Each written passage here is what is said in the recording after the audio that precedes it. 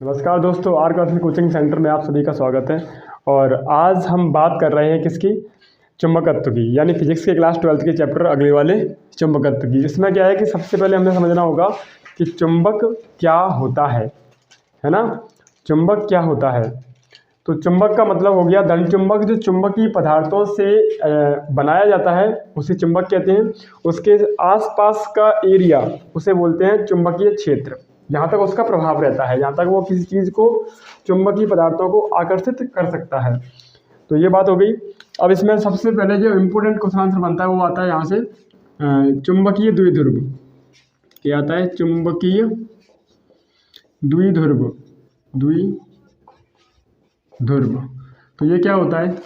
माना कि दो चुंबक के ध्रुव एक दूसरे से अल्प दूरी पर रखे हों। माना कोई एन, ऐसे होता नहीं है वैसे, परंतु फिर भी बताया गया है यहाँ पर कैसे फिजिक्स में कि दो चुंबक के एन ध्रुव है ना, दो चुंबक के ध्रुव एक दूसरे से 2l दूरी पर रखे हुए, यानी m1 एक ध्रुव और दूसरा m2 ध्रुव दूसरे एक दूसरे से 2l दूरी पर रखे हों, तो इस निकाय को, 2l का मतलब हो गया अल्प दूरी, इस निकाय को चुंबकीय द्विध्रुव बोलते हैं। क्या बोलते हैं? चुंबकीय द्विध्रुव, है ना।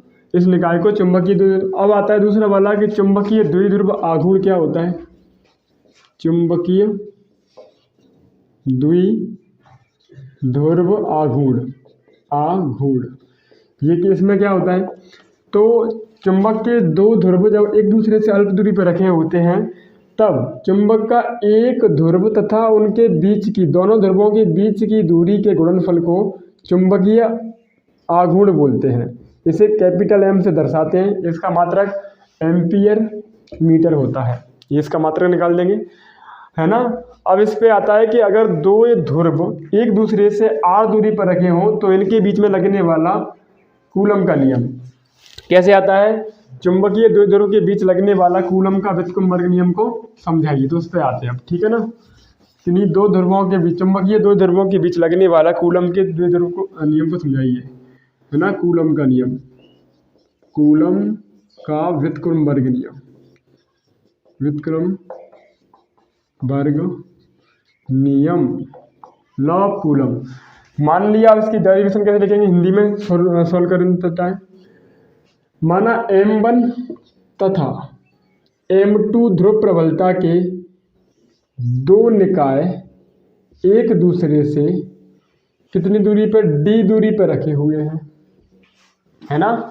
तब इनके बीच लगने वाला बल, कूलम ने बताया कि दोनों ध्रुवों के गुणनफल के समानुपाती, है ना। कूलम ने क्या होता है? दोनों ध्रुवों के गुणनफल के समानुपाती तथा उनके बीच की दूरी के वर्ग के व्युत्क्रमानुपाती। ये सेम टू सेम पहले पार्ट की तरह है। वहाँ आवेशों में बल लग रहा था, यहाँ चुंबक के ध्रुवों में बल लग रहा है। बीच की दूरी के वर्ग के व्युत्क्रमानुपाती होता है। दोनों को मिलाकर लिखेंगे तो क्या हो जाएगा यहाँ पर? F समानुपाती M1 M2 अपॉन d²। और यहाँ समानुपाती का चिन्ह हटाने के लिए कांस्टेंट वैल्यू आ जाती है K, M1 M2 upon d²। K का मान भर देंगे। चुंबकीय शीलता होती है वो क्या होती है? μ0/4π M1 M2 बटे में d²। क्लियर? तो ये क्या हो जाएगा? इसका बल का मात्रा कितना होता है? न्यूटन। तो न्यूटन लिख दें। अगर यहाँ M1 यानी ये क्या हो, M1 M2 में से एक इकाई हो तथा उनकी दूरी के बीच की दूरी 1 मीटर हो, तो लगने वाला बल एक नियतांक होगा, यानी इसके बराबर होगा 10⁻⁷ के बराबर होगा। तो ये क्या हो गया? कूलम का व्युत्क्रमवर्ग नियम। चुंबकीय द्विध्रुव आघूर्ण के बीच में लगने वाला कूलम का व्युत्क्रमवर्ग नियम कैसे लिखेंगे? तो मैंने बता दी हिंदी। M1 M2 दो ध्रुव प्रबलता के दो ध्रुव आघूर्ण हैं जो d दूरी पर रखे हुए एक दूसरे से, तब उनके बीच लगने वाला बल दोनों ध्रुवों के गुणनफल के समानुपाती तथा दोनों उनके बीच की दूरी के वर्ग के व्युत्क्रमानुपाती। तो इनको सॉल्व करेंगे तो ये हो जाएगा। अगला, अब आते अगले क्वेश्चन आंसर पर, राइट। तो वो क्या है? चुंबकीय द्विध्रुव आघूर्ण के कारण तीव्रता। दो तरह से तीव्रता निकलती है, एक तो अच्छी स्थिति में, एक निरक्षी स्थिति में। तो सबसे पहले हम निकाल लेते हैं कौन को? अच्छी स्थिति में। अच्छी स्थिति में, है ना, अच्छी स्थिति में। तो क्या करेंगे, माना NS एक दंड चुंबक है, हिंदी में लिखें तो, ठीक, जिसके यानी ये क्या है, NS एक दंड चुंबक है, ऐसे लिख दो यहाँ, ये वाला एरिया ऐसे, इसके अक्ष से, है ना, इसकी जो प्रभावकारी लंबाई है वो कितनी है, 2L है। इसके मध्य बिंदु O से D दूरी पर अक्षीय स्थिति में कोई बिंदु P है, यानी यहाँ से लेकर के अगर मैं जाऊँ इसके अक्ष के समानांतर, ऐसे करके अक्ष के दिशा में कोई बिंदु P है, जहाँ पर हमें चुंबकीय क्षेत्र की तीव्रता की गणना कर, माना कोई NS एक दंड चुंबक है,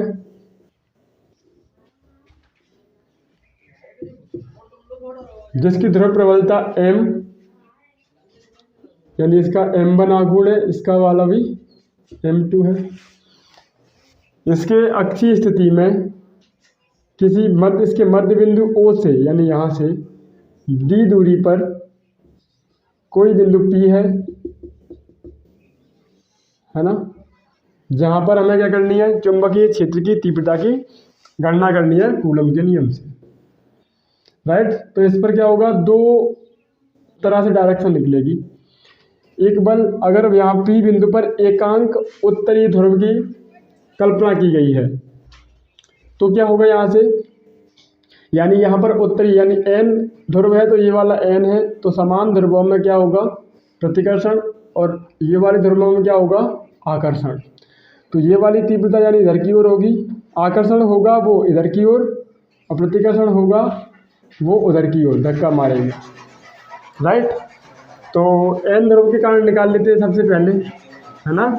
बिंदु P पर N ध्रुव के कारण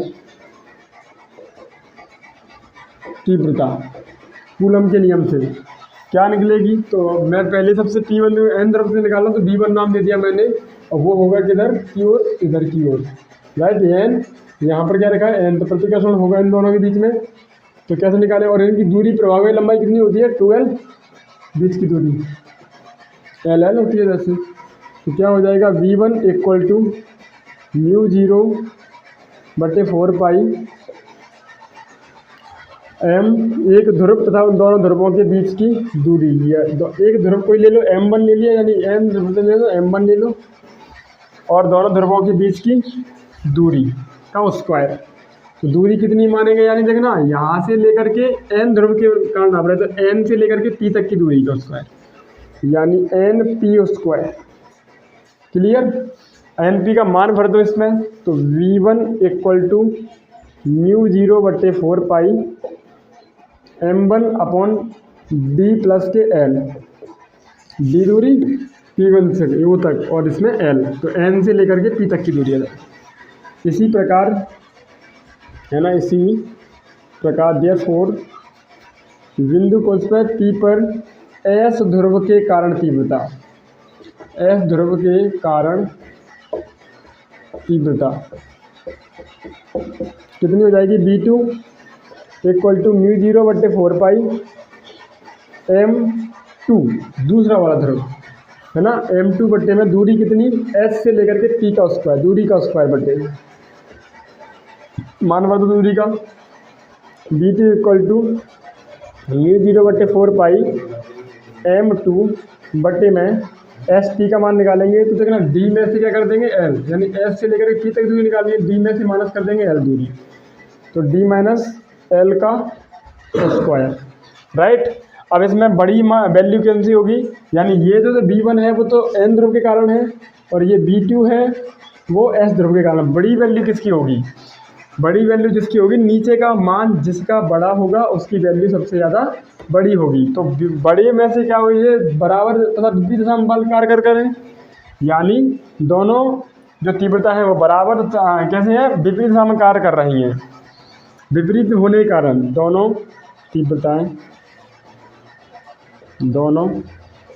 तीव्रता विपरीत होने के कारण विपरीत दिशा में होने के कारण क्या हो जाएगा, माइनस हो जाएंगे एक दूसरे में। तो किस में से, बड़ी वाली वैल्यू में से छोटी वाली वैल्यू हटाएंगे, जिसका मान नीचे बड़ा ऊपर वाली वैल्यू छोटी, जिसका मान नीचे छोटा उसकी वाली वैल्यू बड़ी। माइनस वाला वैल्यू छोटी है तो V2 में से क्या घट जाएगा, B बराबर फाइनल V2 माइनस V1। इन दोनों के मान भर दो V1 V2 के।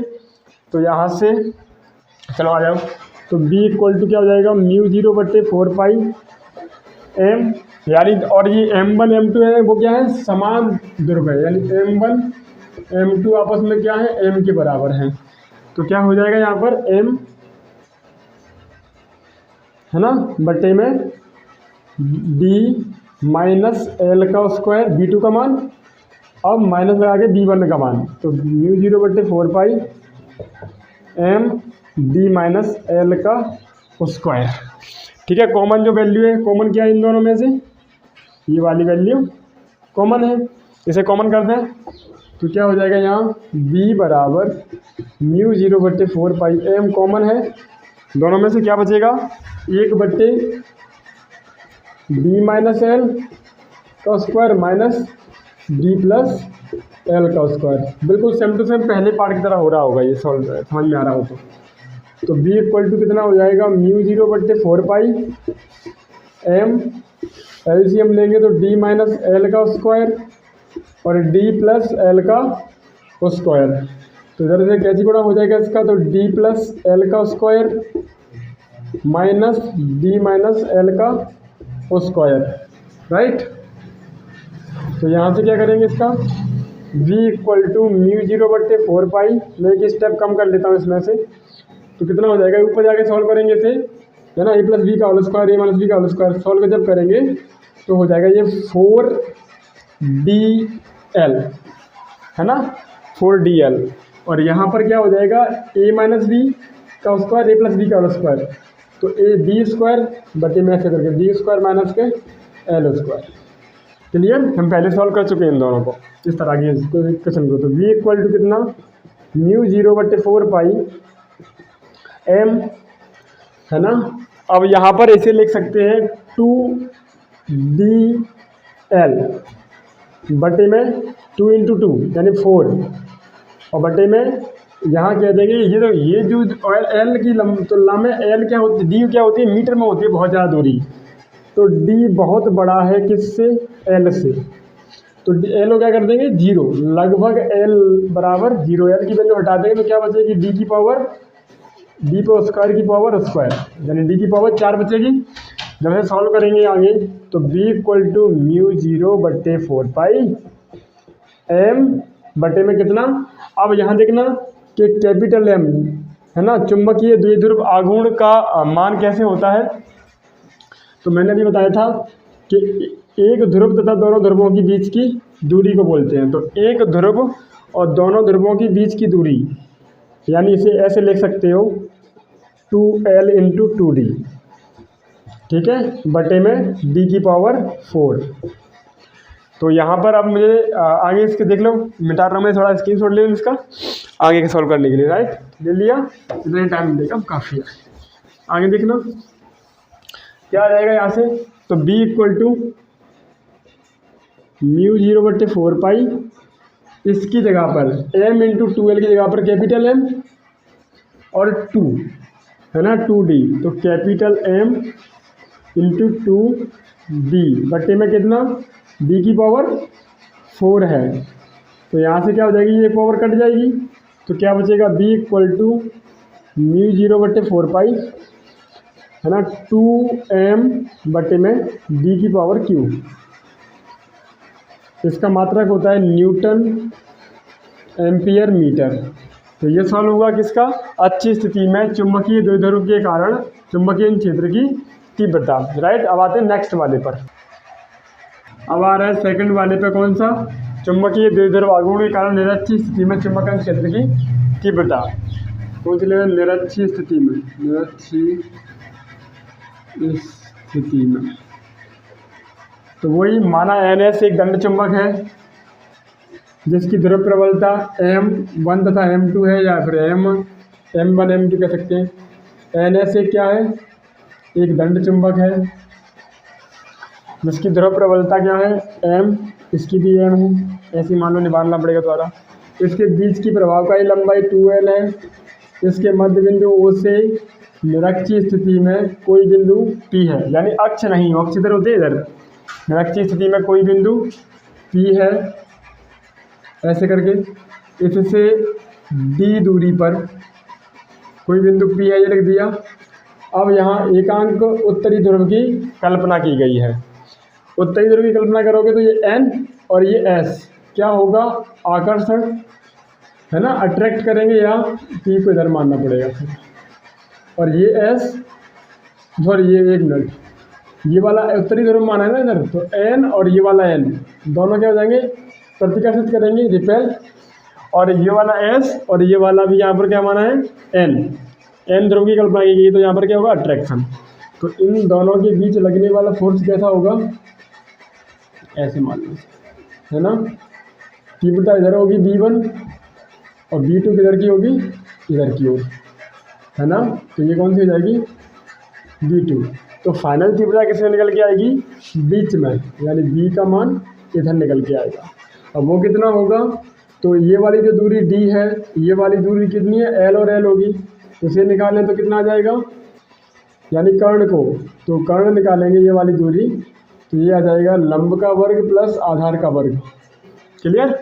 और ये दोनों दूरी कितनी होगी, सेम टू सेम। ये वाला कोण कितना है, थीटा, ये वाला कोण कितना है, थीटा, तो ये वाले दोनों एंगल क्या बनेंगे, थीटा बाई थीटा, यानी थीटा और थीटा, यानी 2 थीटा कह सकते हैं, राइट। यहाँ पर फाइनल तीव्रता कितनी होगी, तो 2v, अब यहाँ एक का मान आ जाएगा 2v1, क्योंकि दोनों बराबर है, cos 2 थीटा बट्टे 2 से 2 कैंसिल हो जाएगा, तो फाइनल क्या बचेगा, v equal to 2v1 cos theta, ठीक है। इसका मान भर देंगे। ये बिंदु कौन सा हो गया तुम्हारा, यहाँ पर P। हिंदी लिखेंगे कैसे, हिंदी बता दी मैंने। एक धनु चुंबक NS है, इसकी प्रभावकारी लंबाई 2l है, इसके मध्य बिंदु O से नेक्स्ट स्थिति में D दूरी पर कोई बिंदु P है, जहाँ एकांक उत्तरी ध्रुव की कल्पना की गई है ना। तब ये क्या होगा, फिर ये फॉर्मूला भर देंगे इस तरह से, राइट। V1 तीव्रता कैसे होगी, आकर्षण होगा, वो नहीं लिखना होता। अब आ जाएंगे बिंदु P पर, यहाँ से गणना करेंगे इसकी। तो बिंदु P पर N ध्रुव के कारण, N ध्रुव के कारण तीव्रता, बिंदु P पर N ध्रुव के कारण तीव्रता, तो कैसे निकालेंगे, वही कूलम ने जो नियम बताया था, है ना। तो B1 इक्वल टू μ0 बट्टे 4 पाई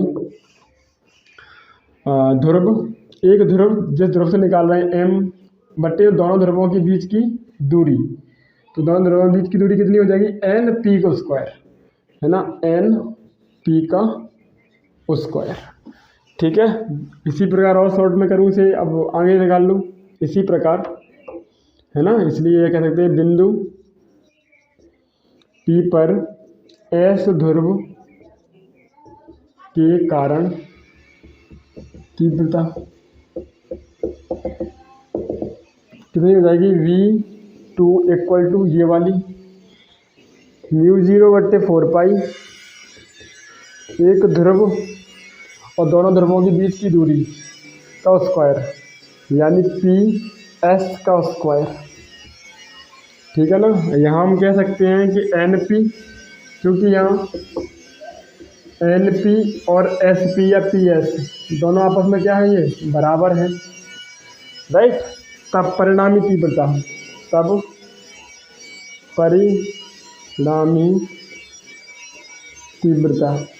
परिणामी तीव्रता कैसे निकालेंगे, तो फिर क्या होगा परिणाम में, मैंने बताया था ये वाला, राइट। तब परिणामी तीव्रता कितनी, B equal to 2v1 cos theta, मान भर दो इसमें, तो B बराबर फाइनल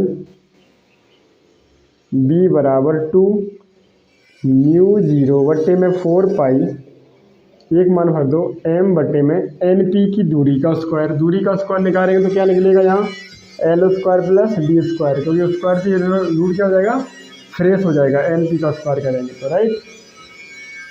इंटू कॉस थीटा का मान क्या हो जाएगा, यहाँ से लंब बट्टे आधार कॉस का मान कैसे निकालेंगे, इधर कॉस का मान भरो पहले यहाँ।